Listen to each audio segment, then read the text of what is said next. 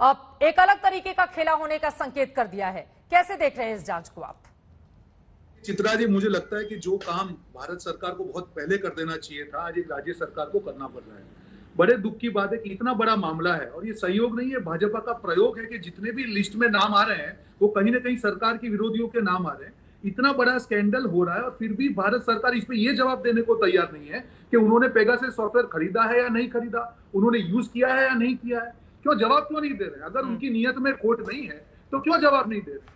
जो सॉफ्टवेयर राष्ट्रद्रोह के खिलाफ यूज होता है वो भाजपा ने देश के ही नागरिकों के खिलाफ यूज किया और फिर भी जवाब नहीं दे रहे। ये कहीं ना कहीं भाजपा की जो नीयत में खोट है वो देश के सामने दिखा रहा है। नलिन कोहली नहीं, मैं उल्टा कह देता हूँ कि दूध में पानी मिलाने वाले चाह रहे हैं कि दूध का दूध और पानी हो जाए। भाई संसद में क्यों नहीं प्रक्रिया चल रही है? संसद में इसके ऊपर बहस क्यों नहीं होनी चाहिए? क्या रूल 267 के तहत किसी भी मामले पे ये नहीं मांग सकते डिस्कशन? वो तो करना नहीं चाहते। एक जो आर्टिकल्स है उसमें लिखा है हो सकता है ऐसे लोगों का हो, तो दुनिया में हो सकता है तो रोहन गुप्ता जी भी देश के प्रधानमंत्री हो सकते हैं, हो सकता है में तो कुछ भी हो सकता है। तो वास्तविक चीज ये है ऐसा कुछ हुआ नहीं। अब आ जाइए स्टेट के ऊपर में क्या है टर्म्स ऑफ इंक्वायरी। मैंने कहा ना मैं एक वकील हूं तो उसके नाते पूछूंगा। 1952 में कमीशन ऑफ इंक्वायरी एक्ट है, उसमें भी कानून बड़ा स्पष्ट है कि कोई बाइंडिंग तो है नहीं। क्या संसद की प्रक्रिया पे कोई कमीशन ऑफ इंक्वायरी उस पर कुछ कर सकती है क्या? विरोधी दल टीएमसी सहित सभी चाहते हैं कि इसकी इंक्वायरी हो, लेकिन भाजपा संसद चलाना नहीं चाहती है। अनाउंस कर देती कि हम सुप्रीम कोर्ट के जज से इंक्वायरी करवा रहे हैं। ये नहीं चाहते हैं कोविड को लेके जो यूपी में गंगा में लाश बह रही थी, चर्चा में हो, चर्चा में आए। गैस का पेट्रोल का दाम दुगना हो गया, वो चर्चा में आए। देखिए ये आप लगातार कहते जा रहे हो। ममता तो एक बड़ी चेहरा है, आज से नहीं है, कब से है। 7 टाइम मेंबर ऑफ पार्लियामेंट, इतिहास देख लीजिए। 93 में मिनिस्टर बन चुके थे।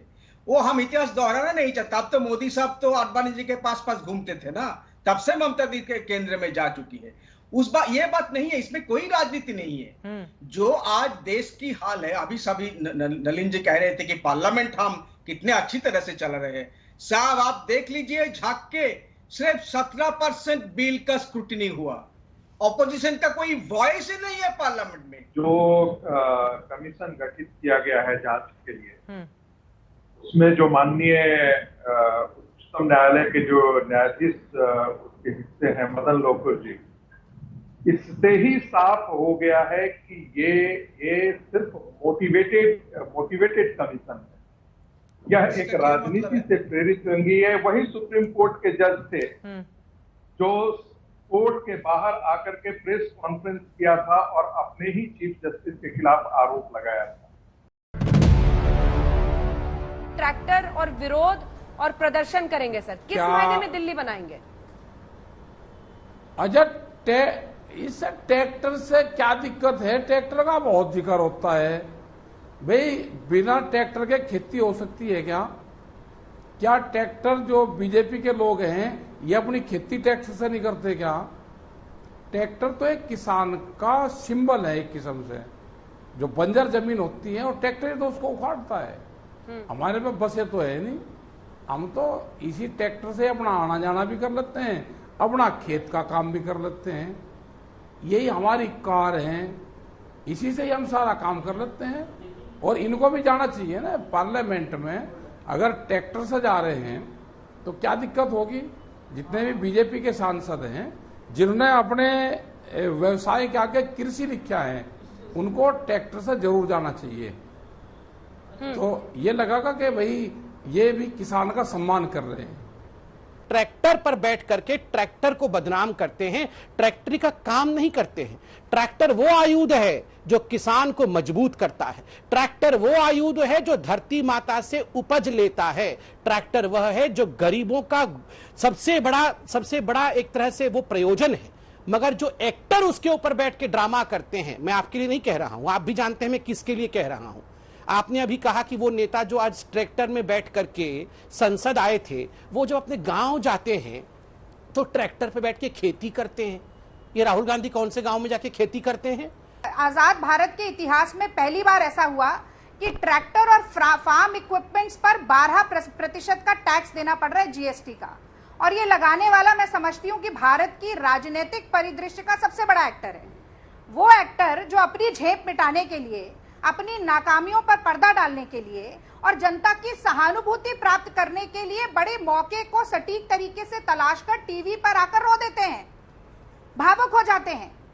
लेकिन उस किसान के प्रति जो कि पूरे देश का पेट भरने का काम करता है, लेश मात्र संवेदना नहीं दिखा पाते।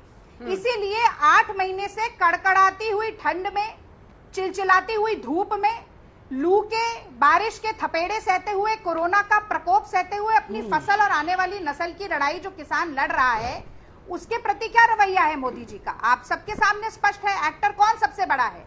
घड़ियाली आंसू टीवी पर, और असलियत में ये होता है कि हटाया भगाया जाता है किसानों को। और ये जो बात कर रहे हैं ना, फूट डालो आंदोलन तोड़ो की राजनीति होती है। लांछन लगाया जाता है, कांटे बिछाए जाते हैं, दीवार खड़ी की जाती है, राजमार्ग खुदवाया जाता है, लाठियां बांधी जाती है, औरतों को भी नहीं छोड़ा जाता। कृषि कानूनों के खिलाफ चल रहे हंगामे में कांग्रेस सांसद राहुल गांधी संसद के गेट तक ट्रैक्टर को पहुंचा दिया। राहुल गांधी अपने साथी सांसदों के साथ ट्रैक्टर पर सवार होकर संसद पहुंचे थे। राहुल ने कहा कि अगर खेत बेचने पर मजबूर करोगे तो ट्रैक्टर संसद में चलेगा, सत्य की फसल उगाकर रहे। राहुल के इन तेवरों ने कृषि कानूनों पर चल रही तकरार को और तेज कर दिया। उधर किसान नेता राकेश टिकैत ने अपने आंदोलन को दिल्ली के बाद लखनऊ तक ले जाने का ऐलान किया। साफ है कि कृषि कानूनों का विरोध अब सरकार के लिए सियासत वाली चुनौती बनकर सामने